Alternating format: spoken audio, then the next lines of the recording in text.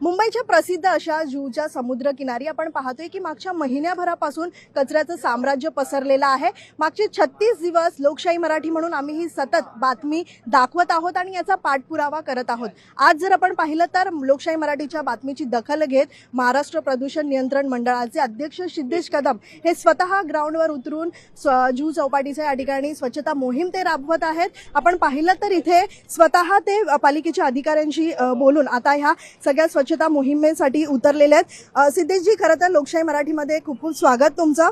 आज मागच्या 36 दिवसांपासून आम्ही ही सगळ्या सत्य परिस्थिती दाखवत आहोत, पालिका प्रशासनाला जाब विचारत आहोत। महापौर देखील आजही फिरकलेला नाही। आम्ही वारंवार त्यांना या पाहणीसाठी येण्यासाठी रिक्वेस्ट केली होती, पण त्या देखील आज आलेल्या आहेत। पण तुम्ही पुढाकार घेतलात, या सगळ्याची दखल घेतलीत, आज स्वच्छता मोहीम तुम्ही करत आहात। काय नेमकी याची यामागची भूमिका आहे? मला वाटतं की आम्ही एक पर्यावरण प्रेमी म्हणून या ठिकाणी आलेले आहोत, नाही एमपीसीबीचा अध्यक्ष किंवा आम्ही कुठलेही महानगराचे पदाधिकारी। आमची पर्यावरण प्रेमाची सुरुवातच बीच क्लीन पासून झालेली आहे आणि एक मुंबईकर म्हणून खरोखरच दुःख होतंय जेव्हा मुंबईच्या बीचची अवस्था जेव्हा मी अशी पाहतोय। पण ह्याला मला वाटतं महानगरपालिकेला दोष देऊन काही अर्थ नाहीये, एमपीसीबीला दोष देऊन काही अर्थ नाहीये। आपण स्वतः नागरिक म्हणून आपण पर्यावरणासाठी काय करतोय हे आपण विचार केला पाहिजे। आपण पाहताय की या ठिकाणी जो कचरा पडलेला आहे हा समुद्रातून आलेला आहे। एखादी दुधाची पिशवी असेल, एखादं कोलगेटचं रॅपर असेल, एखादं चिप्सचं पॅकेट असेल। दूध मी प्यायलो, कोलगेट मी वापरलं, रॅपर चिप्स मी खाल्ले आणि त्याचा कचरा फक्त मी टाकून दिला। कुठे टाकला तर कचऱ्याच्या डब्यात नाही, तर असाच टाकून दिला आणि तो कचरा इथे आलेला आहे। तर नागरिकांनी स्वतः त्याचा विचार केला पाहिजे की आपण नागरिक म्हणून कुठलीही वस्तू आपण वापरतोय तर त्याची विल्हेवाट आपण व्यवस्थित करतोय का, हे आपण त्याची दक्षता घेतली पाहिजे। आणि या ठिकाणी मी खरोखरच आभार मानायचे ते आमचे उपमुख्यमंत्री शिंदे साहेब, त्यांचे आभार मानेन। 2 दिवस अगोदर त्यांनी मला फोन केला, त्यांनी माध्यमातून पाहिलं की मुंबईच्या बीचची अवस्था काय आहे। त्यांनी लगेच आम्हाला आणि महानगरपालिकेला सूचना दिल्या की एक टास्क फोर्स तयार करून हे बीच कसे लोकांच्या हितासाठी आणि लोकांना उपयोगी होतील असे बीच पुन्हा कसे करता येतील त्याच्यावर तुम्ही उपाययोजना करा आणि तुम्ही एक मूवमेंट सुरू करा, एमपीसीबी म्हणून एक मूवमेंट सुरू करा। त्याचाच हा एक पहिला दिवस आहे। हा मूवमेंट रेग्युलर सुरू होणार आहे आणि त्या संदर्भात आम्ही महानगरपालिकेचे जे अधिकारी वर्ग आहेत त्यांच्यासोबत एक बैठक घेऊन पुढची एक लाईन ऑफ स्ट्रॅटेजी, ह्या मॉन्सूनमध्ये हा जो कचरा आहे समुद्रातून जास्त प्रमाणात फेकला जातो। महानगरपालिका त्यांचं काम योग्य पद्धतीने करतच आहे, पण एक मॉन्सूनसाठी वेगळी स्ट्रॅटेजी केली पाहिजे असं आमचं मत आहे। नक्कीच पुढच्या आठवड्यात आम्ही ती बैठक घेऊन एक जॉईंट स्ट्रॅटेजी बनवून जॉईंट प्लॅन करून त्याच्यावर आम्ही अंमलबजावणी करू। सिद्धेशजी, इथे तुम्ही जेव्हा कचरा उचलाल इथे मोठ्या प्रमाणात प्लास्टिकचा कचरा दिसून येतोय। मग हा प्लास्टिकचा कचरा नुसता समुद्रकिनारी टाकलेल्या वस्तूंचा नाहीये, तर घरातून ज्या वस्तू किंवा खाल्ल्या गेलेल्या आहेत त्याचे कचरे जे आहेत ते नाल्यात टाकले, तो कचरा नाल्याच्या माध्यमातून समुद्रात येतो। खरं तर आपण पाहिलं तर प्लास्टिकवरती मोठ्या प्रमाणात बंदी जी आहे मागेच पालिकेने घातली होती, दंड आकारण्याचे नियम लागू केलेले होते, पण त्याची अंमलबजावणी आज कुठेतरी होत नाहीये। ही सगळी जी नियमन आहेत ती धाब्यावरतीच आपल्याला पाहायला मिळतात। मग ह्यावरती किती लाजिरवाणी गोष्ट आहे ही, कसं पाहताय तुम्ही? नाही, 100% लाजिरवाणी गोष्ट आहे। पण आपण जे या ठिकाणी प्लास्टिक पाहताय ते आपण पाहताय, दुधाचे पॅकेट पाहताय, चिप्स पाहताय, जे बाकी कोलगेट असतील ते पाहताय, ह्याच्यावर बंदी नाहीये। पण ते नक्कीच प्लास्टिक आहे। जे सिंगल यूज प्लास्टिक बॅग आहेत हँडलवाल्या त्याच्यावर 100% बंदी आहे। पण असं मी म्हणत आहे की ते आढळत नाही, तेही सापडत आहेत, म्हणून तीही मोठी गांभीर्याची बाब आहे। मला वाटतं त्या विजिलन्स तो अजून एक कडक वाढवला पाहिजे। आणि जसं मी म्हणलं की जर आम्हाला जनतेचा साथ मिळाला तर नक्कीच ह्या सगळ्या जो आपल्याला जो दिसतंय त्याच्यावर आपण मात करू शकू। पण हे बोलताना जे प्रोड्युसर्स आहेत, जे मॅन्युफॅक्चरर्स आहेत, मग ते अमूल असू द्या, कोलगेट असू द्या, आज मी सगळ्यांची नावं घेऊन सांगतो, आम्हाला ते सापडलेलं आहे, त्यांची सुद्धा तेवढी जबाबदारी आहे।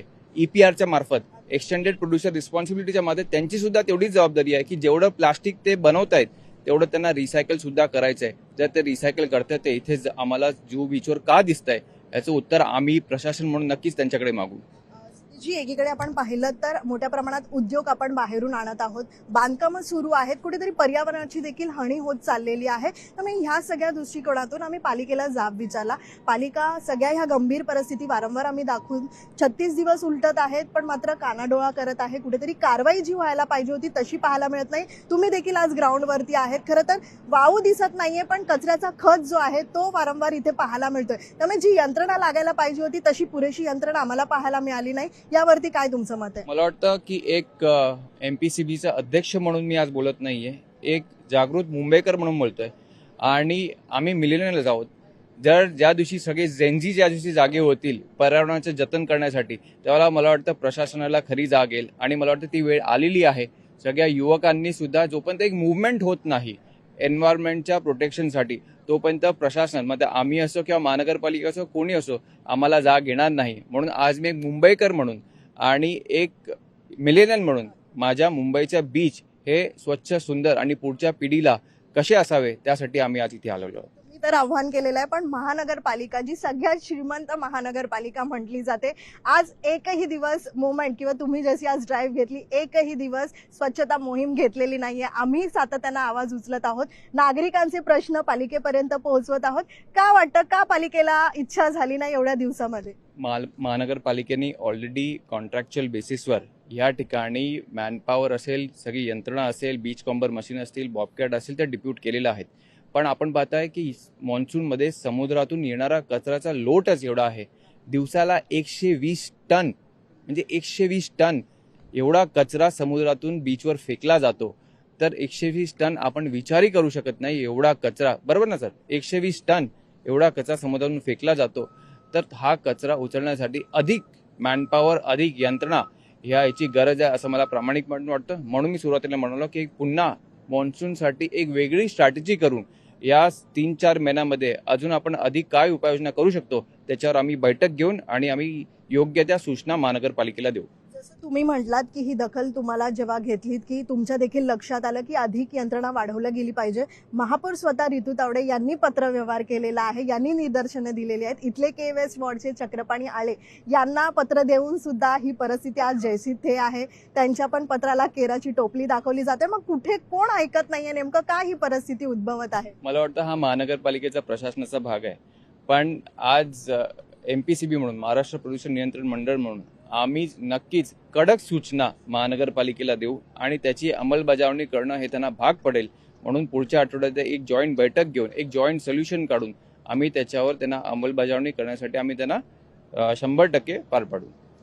धन्यवाद सिद्धेशजी. निश्चितच सर, आपण पाहतोय की कशा पद्धतीत आज सिद्धेश कदम यांच्या महाराष्ट्र प्रदूषण नियंत्रण मंडळाच्या मार्फत त्यांच्या पुढाकारानं आज स्वच्छता मोहीम जी आहे ती जुहू चौपाटीवरती राबवण्यात आलेली आहे. मात्र ही मोहीम एका दिवसापुरती नाहीये, तर सातत्यानं याचा पाठपुरावा ते घेत राहणार आहेत असं आश्वासन त्यांनी दिलेलं आहे. आणि लवकरच महानगरपालिकेच्या अधिकाऱ्यांची बैठक घेऊन यावरती ठोस पावलं जी आहेत कशा पद्धतीत उचलता येतील यासाठी ही बैठक देखील ते घेणार आहेत.